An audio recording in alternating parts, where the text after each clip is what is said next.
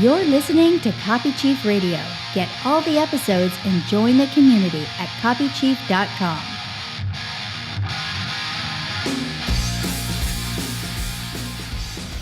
Because that's a good idea.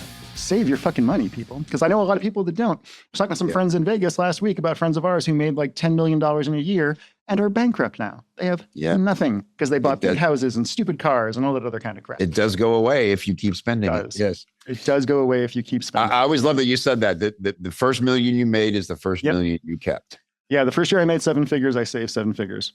I lived off like 150 grand that year and just saved my money. And, I certainly had a lot of money slip through my fingers over the years. There are times, especially with my mental health challenges and everything else, I look at like, I could probably very easily have 3 times what I have now and just be whatever. But also, 2025 went through a lot of stuff. I'm still here. And it's all because of my copywriting skills and being able to, manipulate people on the internet into buying things. Yeah. We don't use that word, Chris, manipulate. I do. I know what I do for a living, or you said whatever. I know how this works. It's a whole thing. Well, yeah, man. We've talked about this before, but I don't think being a copywriter should be your end goal, especially these days, right? I think being a copywriter is a great skill to learn, and working with your clients is a great way to get paid to learn. I worked in every niche under the sun for the first 4 or 5 years of my career. I worked with Jeff Walker. I worked with Jeff Paul. I worked with people not named Jeff. Wrote things that were real estate investing stuff. I wrote a lot of IM stuff, magic software stuff. I did some health letters for Joe Barton. I did all this other kind of stuff and learned all these different techniques and ways. And then when I moved into the relationship niche, it was honestly, I felt like I was showing up with a howitzer and everybody else had BB guns, because I knew what was working in all these different niches and knew VSLs better than anybody else in the niche I got into. Everybody in the relationship niche when I got in was simply copying Eben Pagan. That's all they were doing. They were taking Craig Clemens' template that he used for the Eben Pagan stuff, and they were just copying that. And I came in with full on emotional, not all about pink flowers and crap like that, like most of the relationship stuff was, but came with full on knowing how these things work at a high level in launches and VSLs. And I ate everybody's lunch. Mark Ling told me he was getting the highest EPC he was getting on people's offers was 50 cents. And then he mailed Text the Romance back and got $4 a click. Wow. Right. Yeah. Because it was different. It was the right time. It was a totally different concept. So just for a little historical context for people, we're talking about the dating niche in Eben Pagan, Dirk Diggler. What was his name there? David D'Angelo. David D'Angelo. Was his name. Yeah. That's right. He was huge in that space. These are the days of Neil Strauss with the game and other people.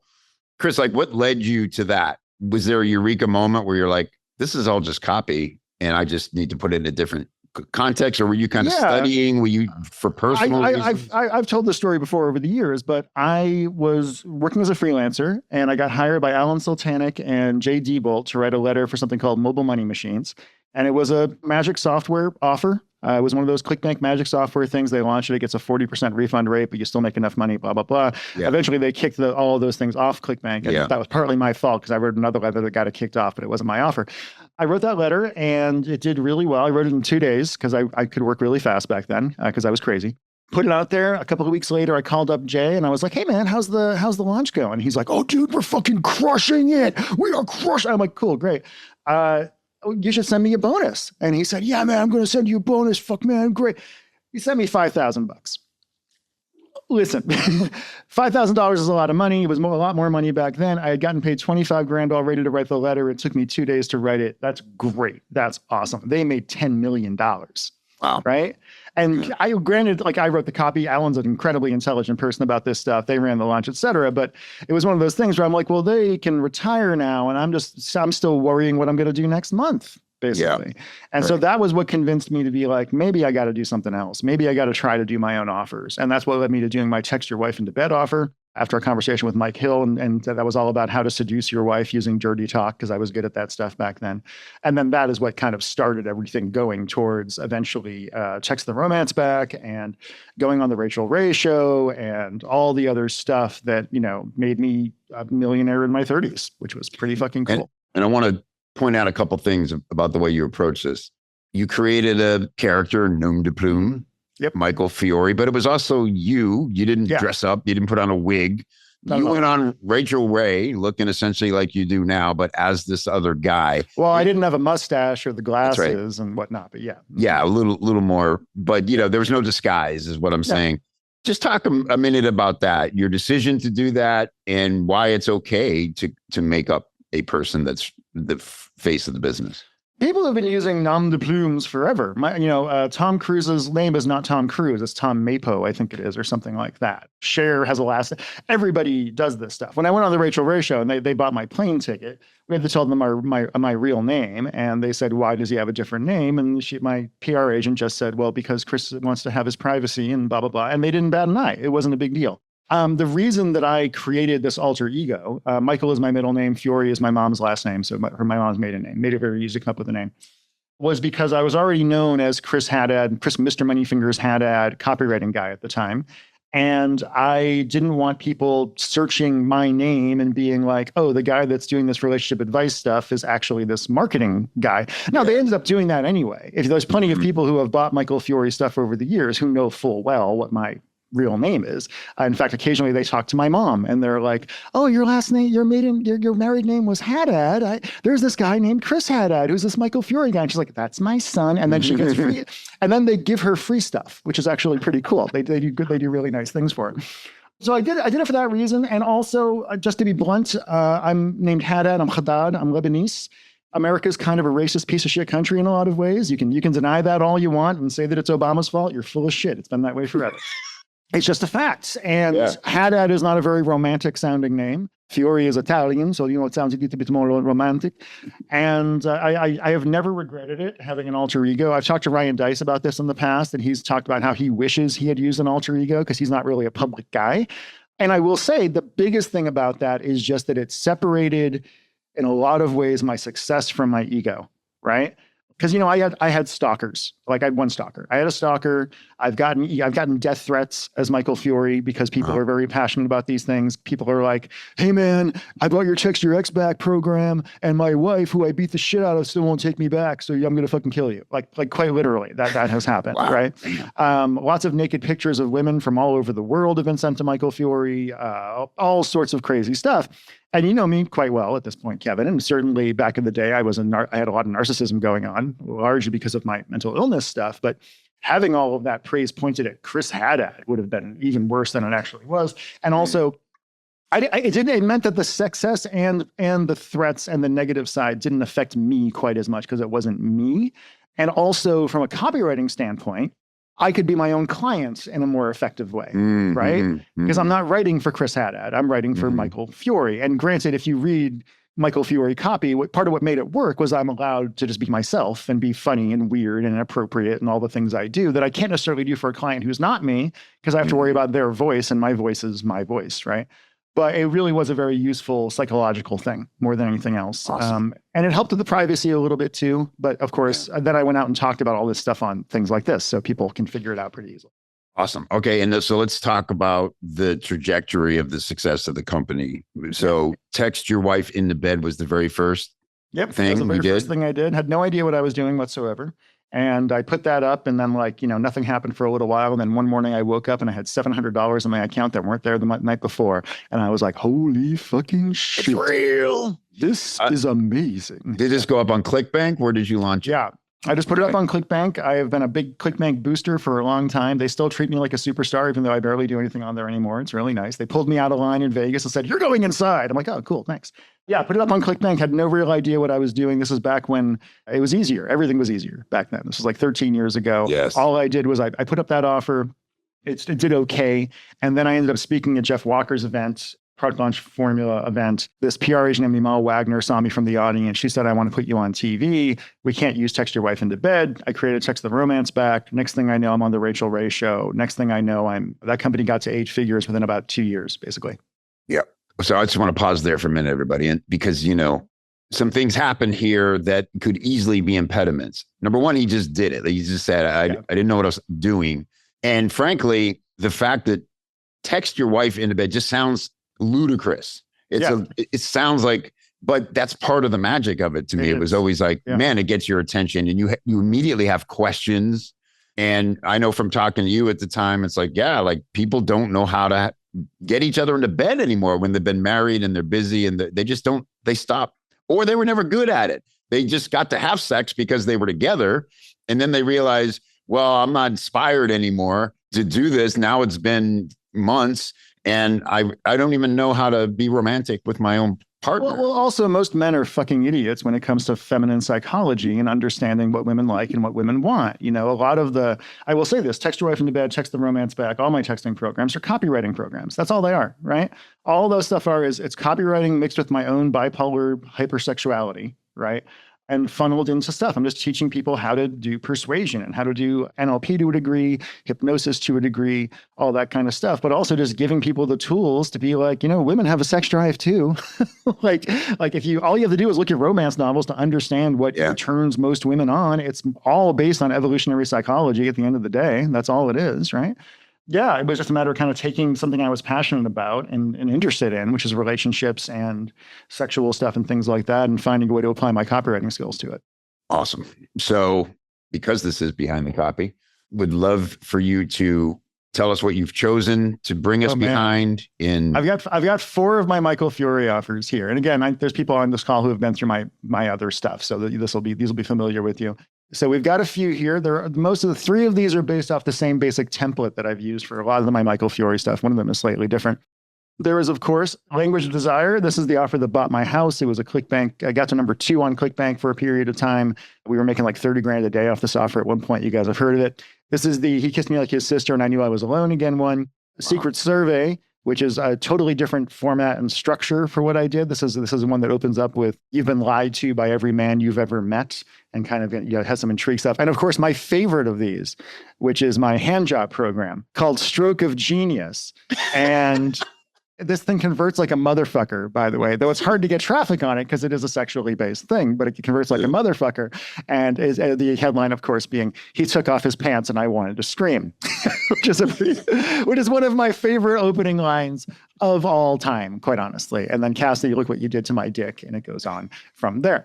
Actually, let's just talk about the psychology of this opening for this particular letter. And it's very similar to what I did with Language of Desire here. "Talk dirty to me," he said on our 1-year anniversary. "Cassidy, look what you did to my dick. He kissed me like he was sister and I knew I was alone again." Why does this "talk dirty to me," he said on our 1-year anniversary opener work?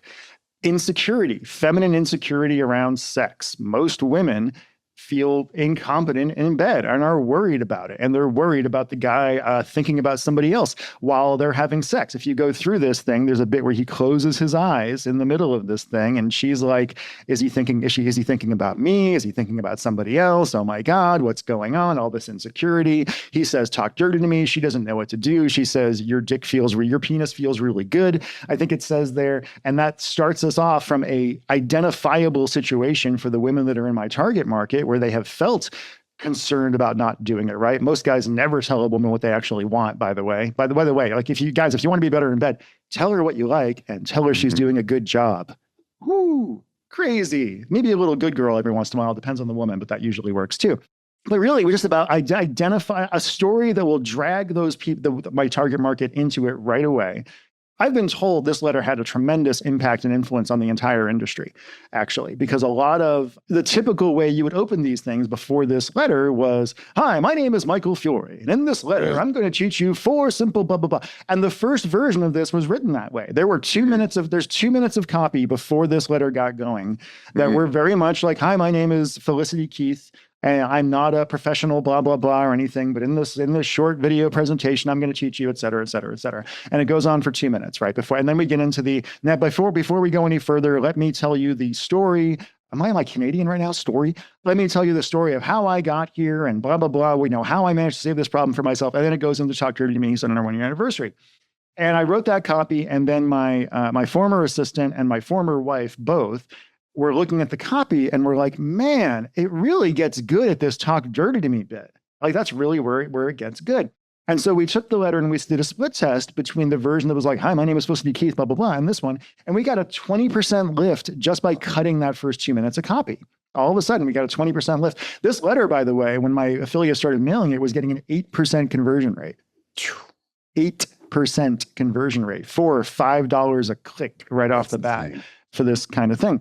And it was because I really dragged people in with that initial story. And I was a very well-known writer at that point. I had a lot of people that followed me. And I've been told by people that have made a lot more money than I ever did that this letter and some of my other stuff is what really pushed the industry towards story-based opens, right? Like just having things where it's like, oh, we're just getting right into the story. We're not doing any preamble. We're not doing anything else. And of course, that led to every fucking supplement offer in the world opening in a hospital where somebody's getting their leg cut off and, blah, blah, blah. There's I remember that phase. Yeah. Stuck up the, whatever it is. But it came from this. It came from this idea of, let's say, okay, we're just going to dive right into the story. And it's not the best way to do everything. I have other letters like my secret survey one that don't start that way at all. There's really no story in that one whatsoever, but it's more of a authority letter.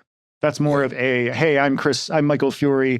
I know what I'm talking about. I'm going to tell you all this kind of stuff. And that can work very, very well as well. So question on that. Why that choice? It's because your audience was solution aware and you as the expert. And so that was the approach. Well, part of the reason the Michael Fiore stuff works is because I'm a tall, reasonably good looking, authoritative, masculine man. That women kind of can, I've had a lot of women who like Michael Fiore quite a bit, who have sent me flirtatious things over the years and things like that. This letter was being written by a female character, Felicity Keith, who actually does exist, who actually wrote the program. It wasn't the same kind of thing. And I just thought it was more important to have that empathy. It's harder for Michael Fiore to tell a story that is a just like you story for his audience, right? Because his audience is 40-year-old women. So it doesn't quite work the same way. I did write a letter once for another offer of mine that was a Michael Fiore story. And it was about Michael Fiore being kind of a player. Oh my God, how horrible. And then this one woman uses these amazing techniques that she learned from somebody else who's the guru for that particular program to seduce Michael Fiore into wanting to be monogamous and marry her and all that other kind of stuff. And that worked very well as well. But that story is not about empathizing with the audience particularly. It's about wish fulfillment. Right? It's like, oh man, if this guy was a player, but this stuff worked on him, then it also might work on the guy that I'm trying to get to fall in love with me as well. Interesting. Okay, great. Thanks for that differentiation. But all of this is essentially on cold, but mostly it's driven by affiliate traffic. Yeah, this was all affiliate traffic back then. I've never been good at cold traffic myself. I'm a copywriter at the end of the day. So this was back when I was just really running hard. I wrote this letter. By the way, this letter, I wrote it in 6 hours, I think. The whole thing is 24 minutes long, end to end. Like it's not one of those 50-minute, like, oh my God, John Benson, like we're going to make this as huge as we fucking can kind of thing. It is in and out incredibly quickly. It still converts better than pretty much anything else in the niche to this day. This template for a while there, especially when I was really sick, I didn't really want to innovate much. So I just used this exact same template over and over again to write stuff like Stroke of Genius, to write stuff like Make Him Worship You, and a couple of our kissing program and some other things. It all follows the exact same template. If you go down to the bottom, once you get to the close and all that shit, it's the exact same copy. Basically, right? So it's the same thing over and over again, painting pictures, doing that kind of stuff. But what I'm good at, what my Pig Method program was about that a few people here have been through, was all about storytelling and emotion and empathy, right? And it's interesting, you were talking about AI before. We've all been talking about AI copy. I will tell you right now, I have several very large companies right now, two of them, these are big companies you would have heard of, who I am currently negotiating with to come on board and do some consulting and maybe some writing with. And both of these companies were like, man, we were so excited about AI copy. We tried using AI copy. Holy shit, it sucks. Stuff in Georgia, I think, has a whole system for it and whatever else. And he gets really into that stuff. And yeah, for certain types of stuff, it is good, but it does not have a human heart. It does not have perspective. It does not. Maybe it'll get better. Maybe it won't. I was reading something yesterday about how people that use AI all the time are not able to think anymore, which makes sense. When you're offloading your thinking to a machine, they lose critical thinking skills because you're just like, oh, if the machine says it, it must be true. If the machine says it, it must be true. And that can be really, really dangerous. But what made me successful over the years, I think, I'm a good copywriter, but what I'm better at is weird fucking ideas and angles. And like nobody else was going to come up with text your wife into bed. Like that simply was not going to happen at the end of the day, right? And that's what gave me a competitive advantage, was coming up with a different product idea, et cetera. I tell these people who might become clients, I'm never going to be a freelancer again. This would be some kind of profit share or something like that. Bring me in before you know what your offer is. Yeah. This is a thing too. When I worked as a copywriter, I'd have clients who would be like, well, here's the name of the product. Like Joe Barton would do this. Like, well, it's going to be named this. He'd show me the product. I'd go through it. I would write the letter. I would just write my bullets that I thought should be in there. And I'd be like, hey, Joe, here's the letter. He's like, hey, there's like these 4 bullets and that's not in the book. I'm like, yeah, put them in the book. He's like, what? I'm like, put them in the fucking book. Figure it out and put them in the book. This is going to sell. What you wrote isn't going to sell.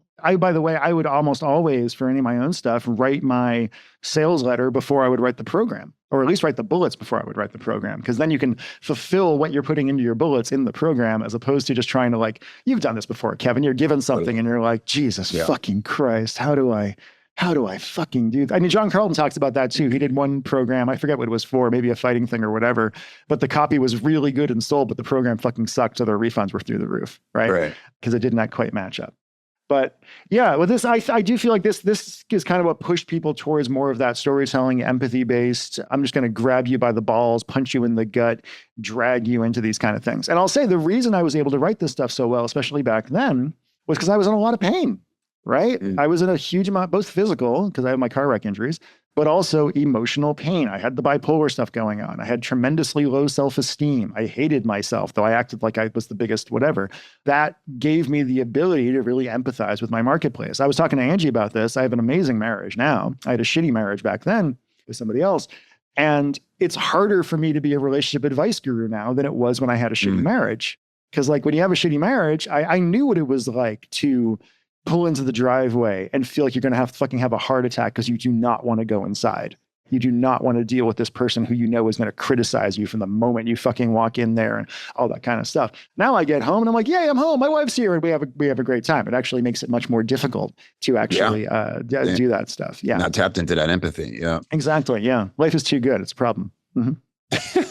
It's like comedians, like comedians who stop being funny when they get happy, right? You know this shit. It's true. I've joked about that with myself. I'm like, I was not damaged enough to be a really great comic. Absolutely. Takes a lot of fucking pretty good upbringing. I was loved. Yep. It was like there were a lot of problems. Yeah. How dare you? Yeah. Comics are always broken people, as far as I can tell. At least the good ones are. Yeah. The thing about if somebody's been through the pig method, 2 things come to mind. That alone, you're away. You decide, I should teach some of this stuff. You swoop in, make $1 million, and then go, I'm done. It's another thing I really love about you. You only do, if you're not inspired, you don't keep it up and you don't drag other people through it, No. The other thing I remember, Chris, you're also obviously just a very creative person. Look, I think the relationship with AI, we're all chiefs now. I think that's the thing. I'm using it to work with me once I have my thing together, a first draft or an idea, a program, and it's a good collaborator. But you definitely can see where it would turn off parts of your brain if you rely on it too much. But you, Chris, your letter, I think the only advertising your services as a copywriter sales letter ever that was like really stunning and good and interesting. What was it? The 2-way spikes of doom? Oh yeah, the one-way spikes of doom thing. One-way spikes of doom. Yeah.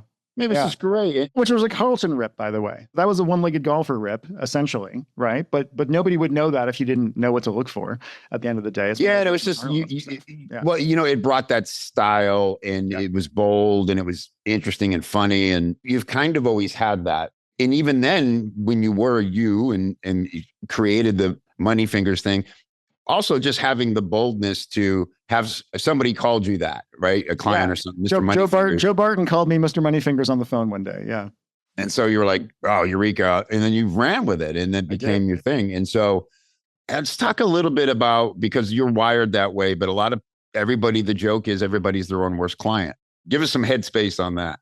On what it's like to write for my own stuff, or use that. Or treating your business like a business. And if you want your signature to be, I'm a bold copywriter, your landing page should be bold. It should have personality, right? Like why did my pig method launch go so well, right? Like we did over $700,000 on that initial launch. We did another $300,000 or $400,000 worth of sales after that, and some other stuff I did before I shut it down. And why? It was just me, right? It was like, if you went through that Facebook group that I did the whole thing on, it was just me being a fucking weirdo the entire time, right?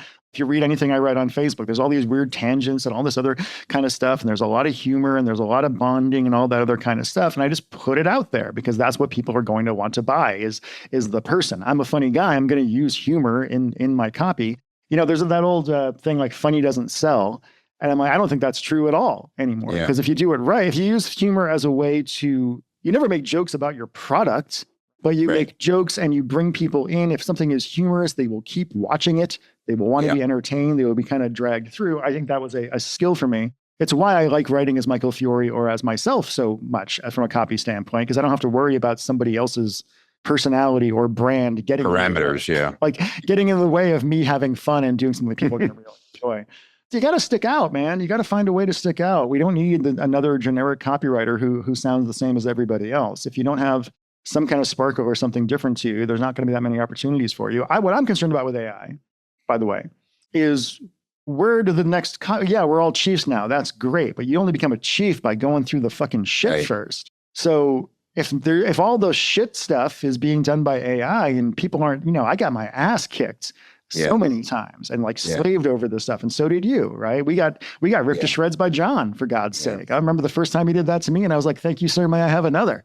And it was rough. So I do worry about that next generation just not having the experience. If they've only ever used AI, are they going to be able to even think? Are they going to be able to come up with ideas that are different than every other idea out there? Because there's so much copying and plagiarism and just bullshit in this business in general. Yeah, I just think it's going to be a different era where people almost take a more technical approach to it. But I do believe that enough people will be inspired by what it is at the core, this psychology, this, like you said, human psyche that we're tapping into. I don't think that's going to go away. And the difference is they won't have gone what we went through and enslaved over it. I was mentioned I was sitting across from Matt Fiore. Mm-hmm. And one thing he brought up that, he owns Psycho-Cybernetics, right? He Maxwell Maltz. And he said that he was really mad at his assistant because they were putting out, he was going to write a quote on every chapter of the book or something as a new add-on. And he found out she was using ChatGPT to do it. He was really angry because to him, it's about, he really believes in it and he's passionate. And I was like, man, I'm not saying let AI write it for you, but let it assemble the first drafts of, hey, these are the most impactful things. And then you come in and bring yourself to it. You don't have to slave over things anymore like you used to, Yeah. And you can also use it it's great for critiquing your own stuff. It can be like, hey, go through this and find weaknesses or what doesn't make sense or whatever else. But give you some feedback. But we have to live life in a certain way. The way you move through the world, the way all copywriters I know move through the world, and we're writers. That's what makes us writers, is we see things and we latch onto things and we're curious about things that other people don't even notice in their day-to-day life. If we keep doing that and developing that and pondering that, that's where we can meet the tool to do things that only we can still do. It can't do it without us, and another writer couldn't do it the same way. Well, also, we all have access to the same tools, right? Like we all have access to the same tools doing the same thing. AI is ubiquitous at this point. It's easy to get involved in. It's easy to use. The only thing that's going to be different is the person driving the car at the end of the day. So you need to have some kind of difference to be able to do that, to be able to have perspective, to be able to have taste, to be able to just think of something different than what every other thing is already doing. It's like, hey, if you're all using the same tool and you're going to get pretty much the same results. I know they say it's all about how you prompt, and to a degree, I think that's true, but that's going to become less and less important because it's getting built into the machines more and more. So, I'll be really interested to see, again, like I said, the people that I've been talking to, and these are people that do thousands of sales a day in general, are largely moving away from AI copy. Yeah. Already. No, I've seen that pendulum swing where they're like, and this happens every time big new tech comes into any industry. Absolutely. They fire everybody. They go, whoops. They hire freelancers instead. They don't necessarily open up those positions again. Nope. And it's a boom for freelancers, is what it really is.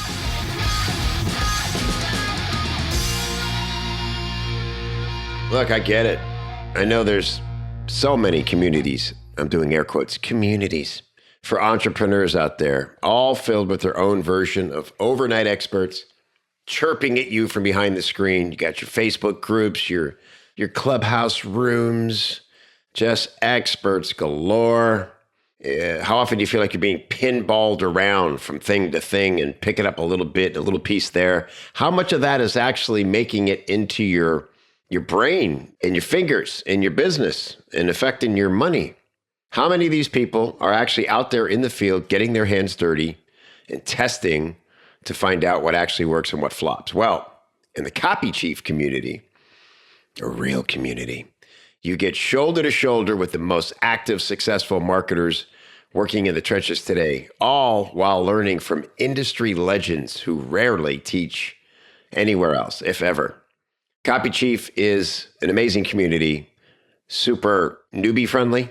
Also, you'll find, elite level marketers and copywriters in there. They're all working to become the best at their craft, get paid top dollar for their skills, stay ahead of the competition by keeping their finger on the pulse of what's working now. That's the X factor when you're backed up by a community and you can get any question you have answered by people who actually do this stuff and can tell you from real world experience what to do for your project, for your offer, for your funnel, for your clients. Man, you're unstoppable when you've got that kind of confidence. Go check us out at copychief.com/join. If you've never been a member, you're going to see what you've been missing and you're going to say, where has this been all my life? And if you've been a member in the past, I would invite you to come and check out all the new stuff. We've completely updated all the tech. So we're on brand new platforms. Everything is slick and smooth and easy to access. And it's never been better. Copychief.com/join. I'll look for you inside.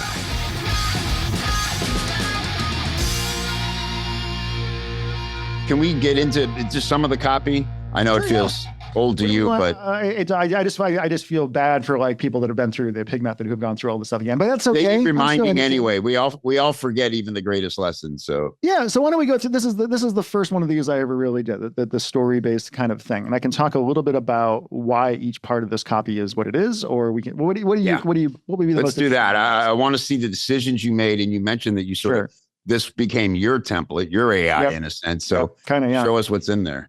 So talk to me, so I don't know, 1 year anniversary. For these kind of letters, I spend more time figuring out this opening line than anything else in the entire letter. I cannot write, I'll write the bullets first and maybe even the close and stuff like that, but I can't write anything in the first half of the letter basically until I know what that opening line is going to be. I will tie it.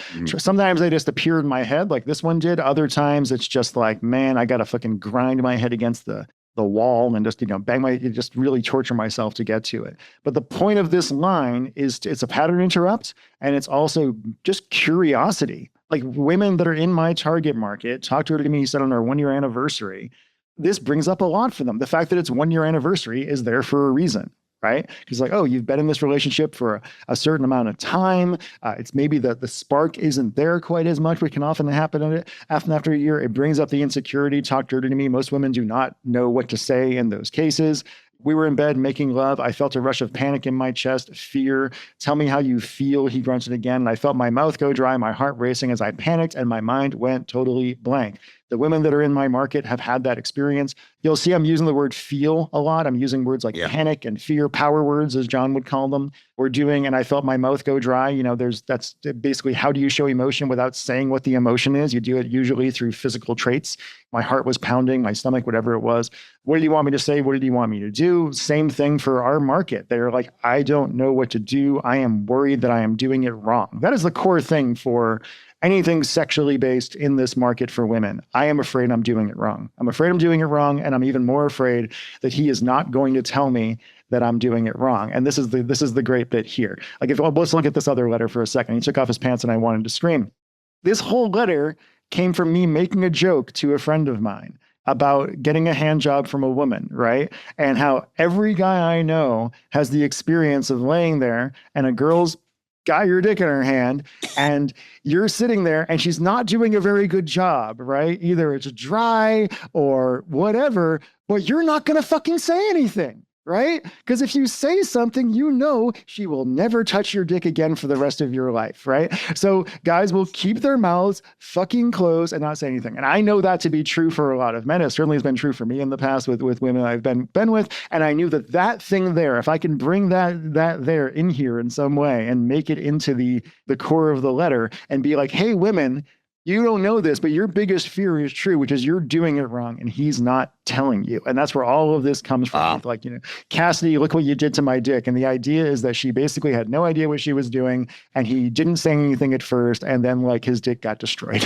essentially. And it drags people in. But again, it confirms this like deep rooted fear that market has, which is, oh my God, I'm doing it wrong. Won't somebody tell me to do it the right way instead? Now, it's interesting, this first line that he took his pants off and I wanted to scream, can kind of go either way. Yeah, totally. But that's the whole point of that one too. Like, because again, the point of these lines is for people to be like, well, I think I might know what that is, but I'm not sure and I need to confirm it, right? Like, because that opening line could be, he took off my pants and I wanted to scream, oh, well, he must be huge or something. Or maybe he's not huge or something. Or maybe it's got a face on it for some reason. It's a puppet or whatever, right? But you don't know.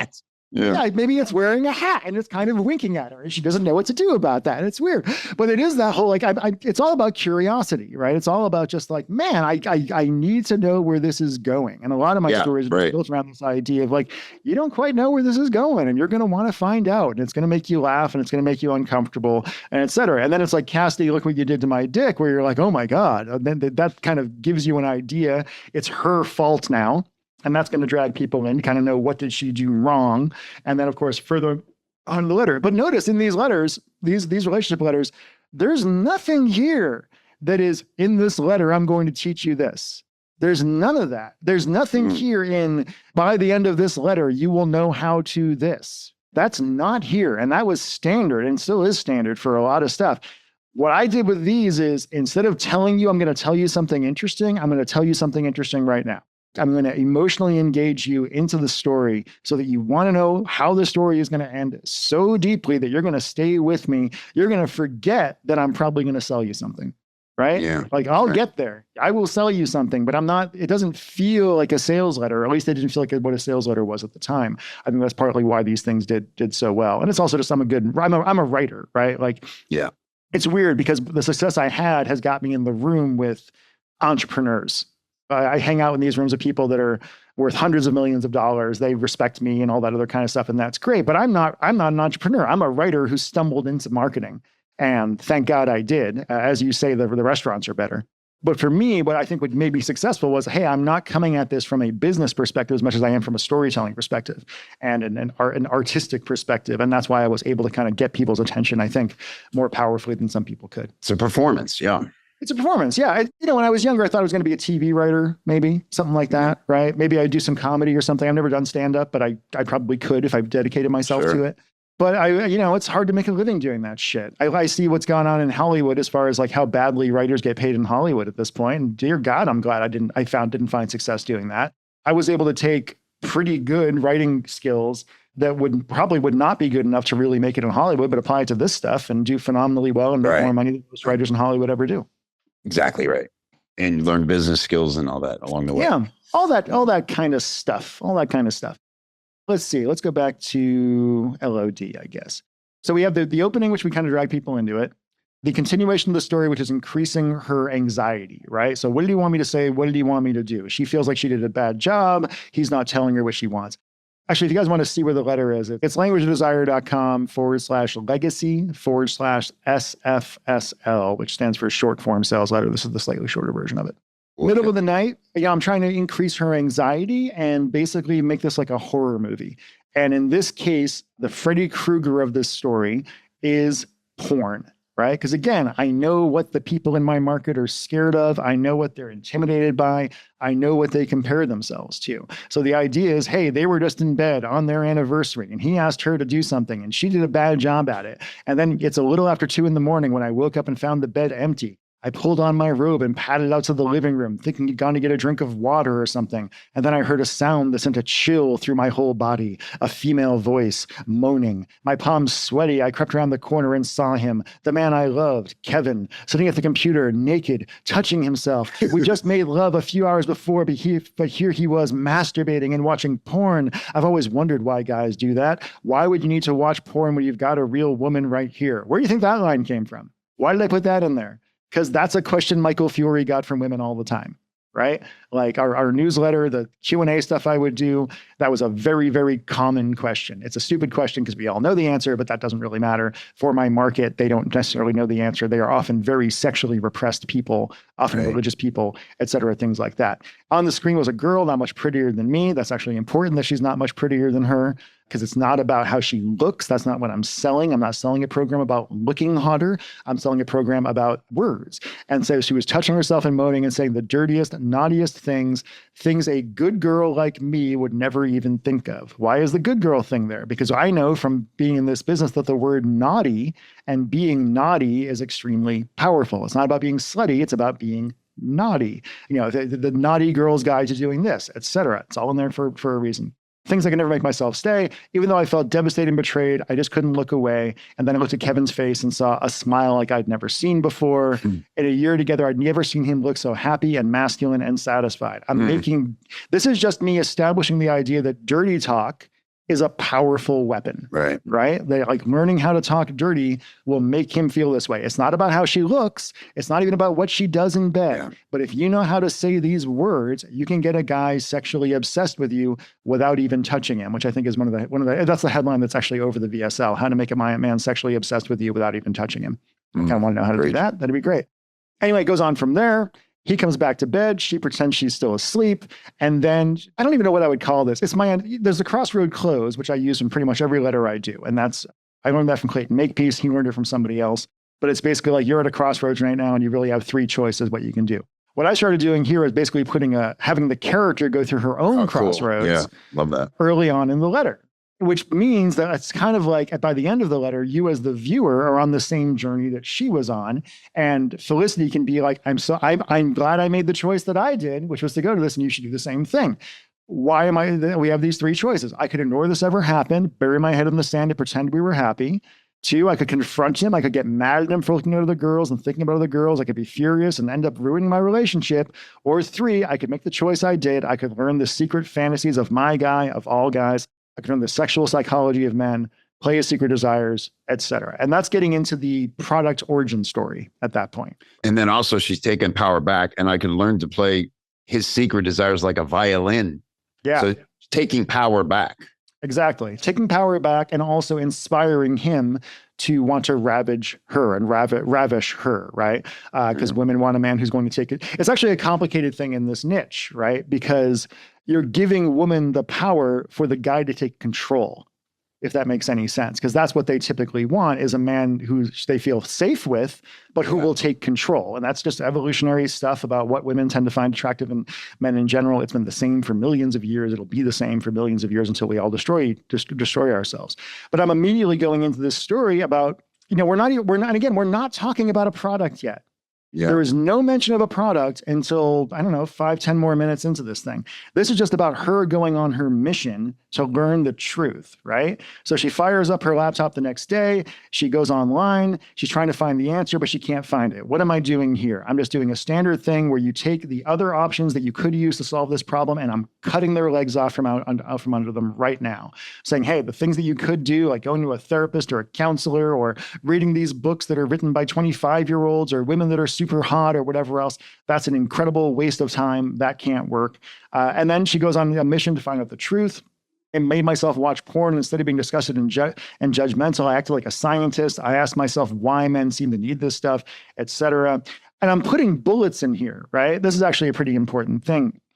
I'm basically seeding the bullets that are going to be later in the letter right now by saying the things that she's learning. I'm not saying you're going to learn this stuff yet. I'm not saying in this program you're going to learn this, but you're creating the curiosity out of them. Where I studied the most popular porn stars in the videos, whispered in their husky voices, and discovered the secret rocket fuel for the male ego. What is that? The secret rocket fuel for the male ego? That's a bullet. But I'm nesting it into the actual story instead of just waiting till it goes in the bullet section, because bullets can only go in the bullet section for some reason, right? That's bullshit. It's actually very effective to seed these things throughout the entire letter. It creates curiosity. It gets people excited. It taught me the power of the feminine voice, the exact tones that bore into a man's mind what men are really seeking emotionally when they think they're seeking sex. I got my best guy friends drunk and, they broke the bro code and told me what they really wanted. These are all just bullets that are kind of going into this thing. And I'm pre-selling the program before she even knows there's a program, right? Then we get to the point where I sat down on my laptop and I boiled everything I learned and discovered into 33 powerful tricks and techniques that would wake up the animal in my man and fix his hunger right on me where it belongs. That's what she wants. What women typically want in these relationships is for their man to be dramatically, overwhelmingly attracted to them. Most women get turned on by a guy they find attractive by turning a guy they find attractive on. This is just kind of a known thing. Now, this is the first hint, and we recognize it as copywriters of it feeling a little like copy, and there's an offer coming. 33 powerful tricks, and now an owner's manual. But notice you can still hear it as a conversation between two women at a coffee shop. Absolutely. Yeah. And the other woman is going, can I see the three? Do you have a list of these 33 powerful tricks that you can give me? Right. So very nice transition. And here we go. We're just telling her story right now, right? And we'll get to that part that you're talking about in a second. I created an owner's manual for a man's most important erogenous node, his mind and his imagination. Of course, the women that are watching this are like, there's an owner's manual? How might I get that owner's manual? What are you talking about? And there's going to be some suspicion that we're going to sell you something at that point, and that's totally fine because we are going to sell her something at that point. We're not pretending we're not going to. We just haven't mentioned it yet. But then she needs to finish her story. We need to show that this works for the author before we can talk about you buying it. There needs to be some kind of proof, right? So a few weeks later, Kevin and I were rolling around having fun. He didn't even ask me to talk dirty this time. I guess he didn't want to be disappointed again. He was on top of me, inside me, our faces just inches from each other. He closed his eyes, and I knew he was miles and miles away, getting what he craved from his fantasies because he thought I couldn't give it to him. I took a deep breath and felt terrified, like I was jumping off a bridge, but I said it, the lust mirror phrase I discovered. Hey, look, another bullet. The lust mirror phrase. Oh, I want to know what that is. I'm not going to tell you what it is right now, but it's in there. And oh my God, it's effective.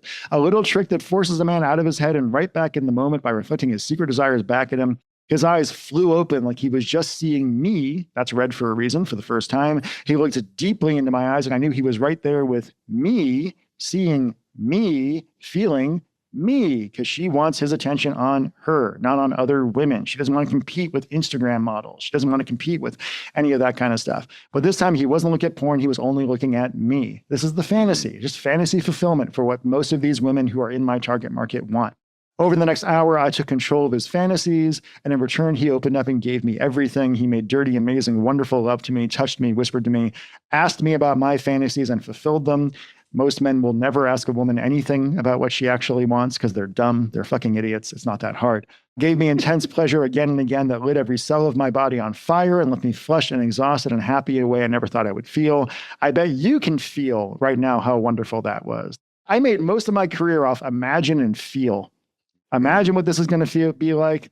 Oh my God, feel, feel, feel. Those two words alone, I feel like are the two most powerful words I've ever used in copy. It's just those two words, imagine and feel. So we bask in the glory, blah, blah, blah. He looked me in the eye and asked, where the hell did that come from? I think there's a little bit that's missing from this version of the letter, which is where she is sitting down with her friend at a coffee shop or something. And her friend is like, why are you so happy? What's going on? She says, oh, well, I did this thing. And the friend, Michelle, basically says, wow, can I use some of this stuff for myself? Because again, we're trying to be like, okay, it worked. We established that it worked for her. It worked for the author, but it might only work for her. Right? Now we need proof that it works for other people as well. So let's take another woman who is not the exact same template as this woman. Michelle's got a little bit more of a wild child kind of thing. She's the kind of girl who's dated a lot of guys, but can't really get a guy to commit, can never really get a boyfriend, which is another kind of part of our target market to a degree. And she says, okay, well, I'm going to give you this Pavlov's erection technique thing that I come up with, and you can use that. We're pretty doing another bullet, more curiosity. What the fuck is a Pavlov's erection technique going to be? But it says, I wasn't sure at first. I'd worked so hard for so long. Was this something I really wanted to share? She's my best friend. How could I say no? At midnight, I got a text from her in all caps with a huge smiley emoticon saying, oh my God, your Pavlov's erection thing is genius and really works. He didn't know what hit him. Thank you. I guess Michelle couldn't keep a secret, or maybe people could just see the glow. My sister Laura called me up, etc. So the idea here is, I've got different starting versions. A revolution. She's starting a revolution, but she's the reluctant hero, right? We all know about the reluctant hero. She is not a woman who said, hey, I'm going to write a book and sell it. She's a woman who made her own personal thing, for herself that she was only going to use for herself. She gave it to a friend of hers, or actually, I think in some versions of one of the letters, it's stolen from her, actually, is how it really works. She's like, oh my God, my manuscript is gone. What am I doing? This woman uses it. It works for her incredibly well. And then because that woman can't keep a secret, she ends up sharing it with like her sister, I think her mom at one point. I achieved this real cult status locally, friends, family, 22-year-old girls to 70-year-old recent divorcees to my mom started to use my techniques, right? What am I doing there? This won't just work for you if you're a 45-year-old woman living in blah, blah, blah. It will work for older women and young, blah, blah. We're saying that without using that kind of copy talk, right? Yeah. We're not using our salesman voice for this. We're just talking about, hey, it worked for these people too. And it worked for this person. It worked for that. Friends, family, 70-year-old girls, and raved about it all those ways. Somewhere along the line, what I was teaching all these women got the name, the language of desire. And this is not me saying I decided to create a product that I was going to sell called the language of desire. The name just kind of appeared magically because that's what it is. And it kind of stuck because that's what it is, the secret erotic language of the masculine mind, which brings us to you now and brings us to you learning the language of desire too. I'm about to unlock a door for you, but first is something I desperately need you to understand about love and passion and lust and the minds of men, because this isn't just a power, it's a responsibility. Mm-hmm. What are we doing here? This is just from copy. It's these techniques are too powerful to be used by the wrong people. You must make a vow right now. Promise me only use it for good. Yeah, exactly. The next thing important, so listen to me carefully. You'll be able to give him a more intense, pleasurable, connected, and erotic sexual experience sitting at a table at a restaurant acting completely innocent than his ex-girlfriend could in a whole sweaty, naked weekend. Ooh, the ex-girlfriend. We all know the ex-girlfriend is a fucking demon bitch from hell who we hate. So that's an important person and fear to put in there. Yeah. And again, the other woman. Like there's a lot of the other woman in this entire kind of thing, and the fear of the other woman. You'll be able to do all of this without ever acting or feeling like a slut. I know the word slut is a hot button word for the women who are in my market. They often have a lot of shame around their own sexual desires. They've been told they're not allowed to have them if they're religious, all that other kind of stuff. It's not magic, it's science, it's chemistry. I have a little bit of proof about the idea that these words will cause dopamine explosions in your brain, etc. And I think at some point, I'm not sure in this version or whatever else, I made people promise or not, but that's essentially the idea. So you're essentially getting into the mechanism here. I'm totally getting into the mechanism. Yeah. Exactly. Getting into the mechanism, explaining why this stuff kind of works. I've shown that it does work. I've given them proof that it works but I didn't do it through a testimonial. I did it by telling a story. It's not quite the same thing. It's just like, it's weaved in there very, very naturally. We're not doing the whole thing that makes it feel like a sales letter or anything like that. We're just selling. And I love the sticky notes. Just first time we're actually seeing some real bullets, but it's like you're equating this power with all the things we love the most. Passionate kiss, cheating on your diet, gorging on chocolate. Winning the lottery, all free money. Kind of stuff. Yeah. And then we get into this thing and I said, it's her about actually deciding to create the program and actually do this. To reach that goal, this new program needed to accomplish 3 things. It had to be easy, as close to done for you as possible, so you don't have to worry about coming up. What am I doing here? I'm saying the language of desire is as done for you as possible, but I'm not just saying it at them. It's more of a conversation. It's more about her telling her own story. Had to be inspirational, had to be transformational. And then I just go into the bullets from there. Right? Here's just a tiny sample of the secrets you're going to learn, the amazing results you're going to get when you get the Language of Desire program today. And I love these bullets. They're some of my favorite bullets that I've ever written in my entire life. I wrote these bullets before we created the program. Flat out. I wrote these bullets. I gave these bullets to the writer and I said, write this and put this into the program. I did not wait for her to write it and then come back and be like, how can I do this kind of stuff? She took these names and she used these names and created the stuff. Pavlov's erection techniques, use this and you'll condition a man to become unreasonably turned on and vibrating with desire for you every time you whisper a seemingly innocent phrase of your choice into his ear. Notice that I don't really explain this too much. Like people have heard of Pavlov's dog, so they kind of know what this is going to be without me over explaining it. Yeah. I don't need to go into that kind of thing. I think it's more effective not to do that, to actually leave that space for them to kind of fill in the blanks a little bit.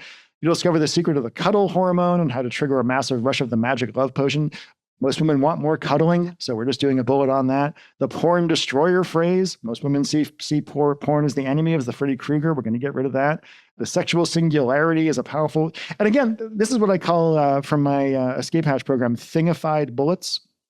Instead of just saying, You're going to learn how to make a man unreasonably turned on and vibrating with desire for you every time you whisper a seemingly innocent phrase of your choice in his ear. I'm not going to teach you how to do something. I'm not teaching you anything. I'm giving you a tool, right? Here is a hammer. Take the hammer. The hammer is called the Pavlov's erection technique, which means it's not on you, right? This isn't you, me giving you a set of instructions on how to do something. This is me quite literally giving you the tool that will do it for you. Because I know in information marketing in general, but also in this niche in particular, people feel like they're going to fuck it up. I use that in my copy all the time. I think in my Crossroads close, actually, I talk about that. I say, listen, you could go off and try to learn all this stuff on your own, but we both kind of know you're going to fuck it up. Like we both know that I went through all these things and I fucked up in all these ways, and you're going to get busy. You don't have the time to do this, and probably you're going to do it wrong anyway. And that's just going to make it work. Most people have low self-esteem, confirm their low self-esteem. They will buy things from you because what they're buying in that case is not even just the program. They're buying you taking responsibility. They're buying, it's not on them. It's not on them having to be prettier or smarter or smart, any of that kind of stuff. It's all on you. They don't really have to change. They just need a good toolbox. Exactly. It's not you. There's nothing wrong with you. It's that you don't have these tools. You don't have these secrets. But every single one of these bullets is a thing, right? The porn destroyer phrase, the erotic telepathy technique, the sexual singularity, the tease intensifier, the lust mirror technique, how to plant a desire seed in his mind. What's a desire seed? The oral intensifier phrase used when you're giving your guy head. Oh man, this is a dirty letter. The erotic action movie technique, invisible chastity belt method, the no-touch lay, the Madonna moan, the monogamous male maximizer, the romance, all this kind of stuff, right? So many fucking bullets. I think there's even more from there.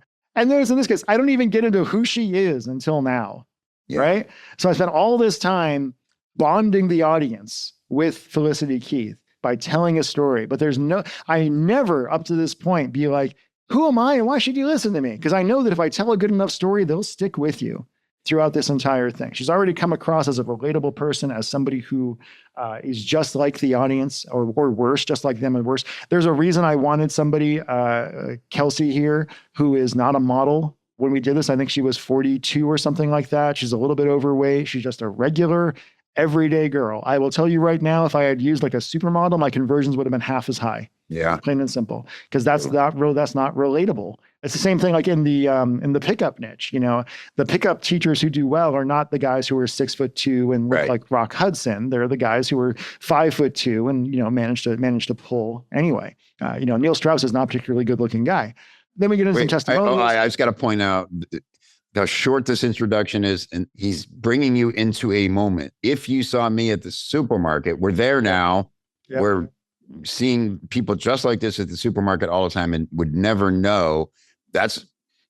Again, show don't tell. Yep. Showing what you would see if you saw her, but instead, what matters to you, the prospect, what my lover sees. Yep. What my partner sees. So what my boyfriend Kevin sees when he looks at me, he sees his lover he could never live without. Wow. Yeah, and exactly. And our audience is like, oh, well, if they see that in her, then that's what I want my guy to see. Is that hiding in me? Yeah. Yeah. And I'm not a supermodel. I'm a little bit overweight. I don't have time to go to the gym. I don't eat the way I should all the time, et cetera. Maybe that can happen for me as well. We give all these, we put some testimonials in here, and then we go through kind of we get into the close here. And I've used this very similar to close of this in a while. Okay, can you feel that? Your heart beating, the dryness in your mouth, that incredible desire to know this, to be able to do this, to have this power, to have that special man need you and only you like this, because that's what most of my audience wants, is that guy to want her and only her. Like I use that phrase, you and only you, all the time, to have this power. Because what most women, if you read romance novels, it's always the same story. And the story is, it's the guy who can have anybody. So he's a billionaire, or he's like massively successful in some way. He's usually a player. He's usually had like a bunch of different women, but then he meets her and she's got this magical hoo-ha and all this other kind of stuff. And he gives up everything else and all the other opportunities because she is, it's like Bella from the fucking Twilight movies or something. There's a reason Bella from the Twilight movies is plain as fuck. Right? There's like Kristen, what's her name? She's I don't think she's a particularly good looking or attractive person, perfectly fine actress, but she's not like a stunner or anything. And that is absolutely on purpose because they wanted the audience of teenage girls to be able to see themselves in her and be like, oh, she's just kind of a normal looking girl, but all of these dudes are freaking the fuck out over her all the time. Right. It's a very similar kind of thing. And then we're getting into we're doing our price justification stuff. And we're doing like, how much is it worth to have this at your fingertips? How much is it worth to be his ultimate fantasy? How much is it worth to be the mistress of his imagination? How much is it worth to know you can fix almost any problem that comes in your relationship just by saying a few magic words? We're not saying, how much do you think the language of desire is worth? Because that's not what we're selling them, right? We're never selling the product. We're selling the results. So these are the results, and we're kind of painting a fantasy of it. I don't want to bring you down here, but I see so many women every day in misery because they don't understand men. They drag their boyfriends and husbands to couples counseling, which costs thousands of dollars, does absolutely nothing to give them the attention and connection and pleasure they deserve, or women who complain about being alone. This is just another apples to oranges comparison, as David Garfinkel would say. We're comparing couples counseling, which costs thousands, to the idea is this little program that's going to cost them eventually $47 is more powerful than that, right? Women complain about being alone. Think about that for a second. Keep that solid in your head. What do you think would be a fair price for the language of desire? And then we're going, if you're being completely honest, I bet you say that $297 or more would be a totally fair to change your life with men forever. $297 I just kind of chose out of nowhere. Sometimes you want to go even higher than that. I feel like if I made it like thousands of dollars, it kind of gets into the world of like massive unbelievability, and also could cause some people to bounce off the page because that's such a high number where they're going to be like, oh, well, is that what you're actually? Yeah. And sometimes people just scan for price. And if they see a huge one, they're like, and they're like, oh, well, this is definitely not going to be for me. Heck, I bet you think that was cheap, but I'm a single mom of two beautiful, hungry, and expensive kids. I mean, even when you want something so much and know it's a total steal at the price you are paying as a woman, sometimes you just can't give yourself what you need, which is why I'm going to do something kind of risky for you. This is important. This right here.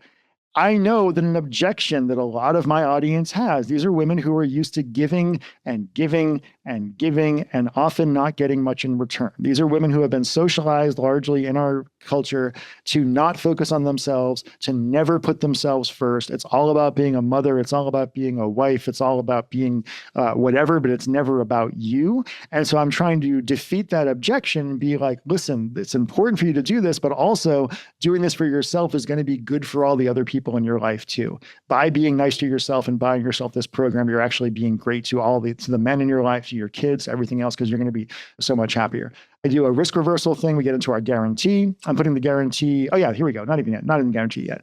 But this is where I reveal the actual price. It's not going to be $297. It's not going to be $97. I'm going to cut it. What is it for you? I'm setting the price of the language desire at just one single payment of $97. And if you act right now, I'll give you a whopping 50% discount off. Simply click the button below. You get the complete program for just $47. Yes, order now. I don't put then we get into the guarantee. Typically in a lot of things, you would do the bullets, then you would do the bonuses, and then you would kind of go into the price justification. I like doing it a different way. I feel like if you do a good enough job in the bullets and all the other kind of stuff, testimonials, et cetera, and you really convince them it's worth it just for that, then when you bring the bonuses in, they're already attached to the idea of like, oh, $47 for the program sounds good, but now you're getting other stuff on top of it as well. Yeah. You can do it a couple different ways. Sometimes I'll split up my bonuses. So you'll have like, the 2 or 3 bonuses that are normal, and then you'll say, but there's more, basically, and you'll add 1 or 2 more, even like bigger bonuses on at the end. But that's just how I kind of did it here. We give them the price, we go into the guarantee, very standard guarantee, use this material. Let me do all this stuff. Let me make it easy for you. This is kind of, there's kind of a Jay Abraham thing here, I think. When did I do this? I don't know if I put it in here, but there's a great Jay Abraham risk reversal thing, which is like, the way I was raised was that if I don't get you incredible results, I don't deserve your money, right? I love that. I love that idea of, I've used that in a bunch of my other stuff here. So then we get into our bonuses. We've got the silent seduction technique, which is all about, language desire is about using words. This is about not having to use words at all. How do I come up with these bonuses? I'm like, okay, well, what holes is this program leaving out there? And I'm like, oh, well, how about how to flirt, basically, is what this is. Unstoppable confidence. And then the good girl's guide, the texting dirty. That good girl, naughty girl is a big thing in that market. I know that from our subject lines for emails and all that other kind of stuff, that works really well. We just add it all up, it'd be worth $388, but you're not going to pay that. It's going to be less than $50. You can buy it here. You're going to be amazed at the change in your life once you learn this. And then we're at the final crossroads close too. Though I think I only used 2 things in this case instead of the first one. leave this page without enrolling in the program. I think you already know what will happen if you do this. That heavy feeling in your heart, that sense that you made a mistake, didn't take an opportunity you wanted so much, the widening gap between you and men. You don't want that, which is why you should seriously consider taking option 2, get the program. And then here's this little tag I put here. Let me leave you with one final lesson. Do you know what men find irresistibly attractive in women? Decisiveness. Oh man. Right? The ability to see something. The manipulation part, everybody, that Chris mentioned. It's all manipulation. It's persuasion. That's what you do. Listen, people, get the fuck over it, right? Like, be honest with what you're doing here. Hopefully, you're selling. This is a good product. I stand behind my products. Yeah, they're really good. Well, John says if you know you have something that can help people, it's your number one job to get it in their hands. I totally agree with you. You'd be cheating humanity if you didn't. Yeah. And then we just go into the finish here. Yeah, we do the decisiveness thing, which is essentially it's the same thing as people do when they're selling their masterminds, right? And they're like, I've spent all this money on masterminds over the years and all the results I've got, et cetera, which is just I'm telling you that you should spend all this money. And then we close it. We have a couple of PSs down here. Remember, you've got nothing to lose and everything to gain. PPS, I don't want to put pressure on you, but if you're even a little bit tempted, you need to gather the software while you can. I'm, of course, putting pressure on them right there while actually saying I'm not going to. That's the end. And this letter is really what bought the house that I'm sitting in right now, was this sales letter right here. Wow. Yeah, this one right here out of all the ones I've done has been the most financially successful for me personally. I've made quite literally millions of dollars off this letter. Wow. And I wrote it 13 years ago. It took me 5 hours to write. I ran the launch while I was literally in Florida getting Lyme disease treatment with an IV in my arm. And it did really well. Yeah. Incredible. Thank you, man. What a story, what an example, brilliant writing, showing that you can keep it simple and direct, but there's so much science behind it. Yep. And it's quick. This letter is 24 minutes long, end to end, 24 minutes. Yeah. Real quick question, because of the topic and it's such a good read, have you done heat mapping to see how people interact with the letter? No, okay. Not really. I would just be curious. Because, they see the pattern as they look, they go to the price, then they maybe go back up. I see a lot more top to bottom on this. This is primarily a VSL, right? I was just showing you the text version of it. Yeah. This is primarily a VSL. That's how we can tend to sell most of it. Sell it most of the time. And then we have the text version for people to kind of skip towards. We would typically see about 10% of our sales come from that text version, people clicking through it. Though that actually went up over time. I think it's more like 20% now, which is interesting. I think some people, but that was also before VSLs were so ubiquitous, right? So now they're more ubiquitous. People kind of want to skip them a little bit. They kind of know the game a little bit better than they used to. It's about creating more interesting ways of selling these things. Awesome. All right, Chris, I'll let you get back to life. And man, life. Couldn't appreciate it more. Let's give Chris some applause. I think you just set a new bar for these behind the copies, man. So, if anybody, I've got a few more minutes if people have questions too. So I'm happy to do that. Any questions? Why is this a VSL, Casey Chadwick? Because it converts better. That's why it's a VSL. That's why it was a VSL. Was because that is what was working the absolute best at the time. We send traffic to the VSL versus the sales page. We would make twice as many sales in the VSL.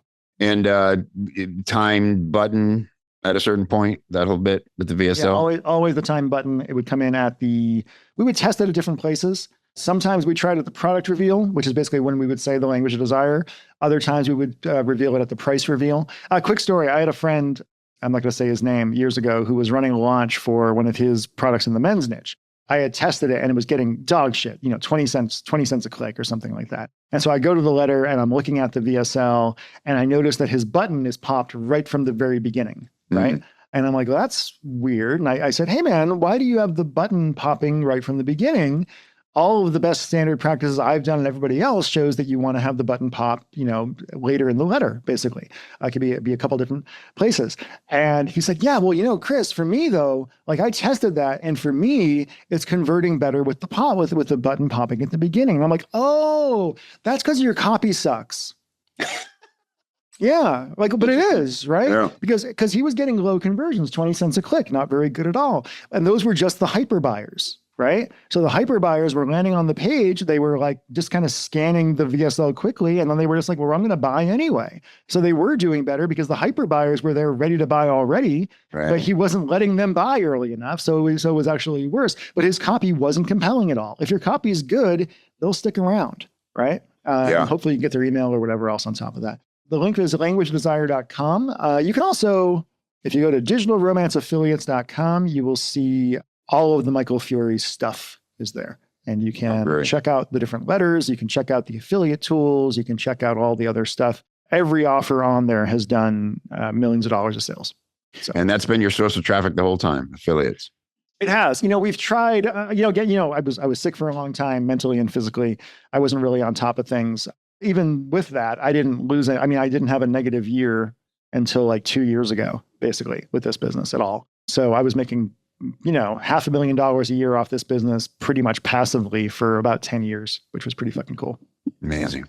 What would you say to people if they're like, we restrict ourselves to the niches we know for direct response? Any examples come to mind or words of encouragement for people to just do whatever they're passionate about and almost invent a category if they have to? There's that old thing like do what you love and the money will follow. And not if what you love is playing the djembe drum on a street corner. That ain't going to do it, right? Like I like to play drums in my basement and I like to go for long walks and I do a lot of yoga and all that other kind of stuff. But those aren't hot niches. I mean, yoga can be. If I was really passionate about teaching yoga, I could do like this yoga. I'm a big hairy dude who does yoga. So I could probably do some kind of like overly masculine, hairy yoga based thing and put out all this stuff and content. I just don't want to. So I'm not going to. This niche was both something I was passionate about. It's about psychology, which I love and I'm really interested in. I don't like health stuff particularly. I think it's scammy as fuck half the time. And I just don't find all that stuff interesting at the end of the day. But you want to find a niche that you both have some passion for, but also has the capacity to make you a lot of money. And the niches that have been the best for that over the years are typically health, wealth, and relationships. And health, wealth, and relationships have usually been the ones that have just been around forever, that people are always making money on. The health one is the biggest one, but it's also the most competitive. It's very, very difficult to get to the top of that. Relationship niche has been lesser for the last several years, and there's reasons for that we can kind of get into. I think some of it's YouTube, some of it's Instagram, some of it's just people are giving away. I will tell you, I very often will stumble upon an Instagram reel or something that's using my material that people have basically just stolen from my shit and are, putting it out there as their own Instagram rules. And that's just going to be the way it is. I've gotten ripped off by everybody. I'm sure. Yeah. John and I have talked about this, right? I was like, John, I think I'm getting there as far as being the most ripped off copywriter online. I'm getting there. You're still the king, but I'm getting there. Yeah. Yeah. All you can do is be flattered, but still kind of hurts. Yeah. Oh man. Well, back in the day when I was meaner, I would go after people, right? Like I met this guy. There was a guy who ripped me off from Brazil several years back. And I went after him on Facebook and it became a whole thing. I was in Vegas last week and this guy from Brazil was like, "You're really famous in Brazil." I'm like, "Oh, really? Why?" And he's like, "Well, A, because of your stuff, but also because you ripped that guy a new asshole when he was 5 years ago." I'm like, "Oh, thanks. Yeah, he was a real douche." Let's see, Tina, the voice was, you can see it on the actual thing, but it's Felicity Keith, who actually, I think, who did the voice? Well, a former assistant of mine named Maggie, I think actually ended up doing the voice. She was an actress, but it's a totally normal, kind of soft, feminine voice. All right. Thank you, Chris. You're welcome. You go. And again, everybody appreciates it. I appreciate it greatly. We'll be doing more soon. Thanks, man. Okay. Good appreciate everybody. Hey, don't forget your goodies. Head over to copychief.com/copychiefradio to get some great free stuff to help you put the things you hear on the show into action for your business. copychief.com/CCR.